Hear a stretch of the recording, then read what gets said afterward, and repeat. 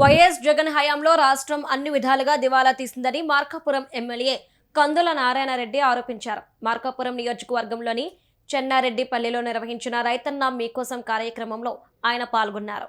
రాష్ట్రానికి పరిశ్రమలు రాకుండా కొందరు కుట్రలు పన్నుతున్నారని ఆయన ఆక్షేపించారు. మార్కాపురంను జిల్లాగా ప్రకటించకుండా వైసీపీ వివక్ష చూపించిందన్నారు.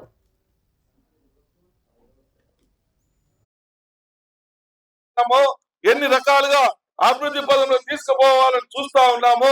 మీరు కూడా చూస్తా ఉన్నారు. ఎన్ని సంవత్సరాలు ఉన్నాయి, మరి ఒక్క ఉద్యోగం అన్నది ఇచ్చారా? ఈ రోజు 3,000 కోట్ల రూపాయలతో రిలయన్స్ తెచ్చారు. మన నియోజకవర్గంలో పక్కన కొలకలమెట్లలో రిలయన్స్ కడతా ఉన్నారు.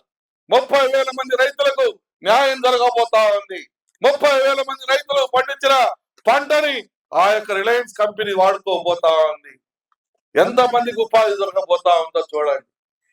మరి ఇన్ని చేస్తా ఉంటే చేసేవాడిని అభినందించండి, చేసేవాడిని అభినందించకపోయినా మనసారా దీవించండి.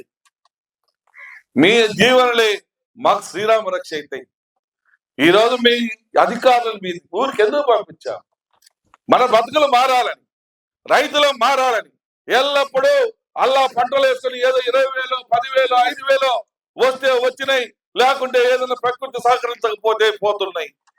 అందుకని ఈ రోజు అధికారులను మీ ఇంటికి పంపించి నీకేం కావాలయ్యా, ఏం పనిముట్లు కావాలా, ఏ రకంగా కావాలా, ఏం చేసుకుంటావు అని చెప్పి అడిగిస్తా ఉన్నాం.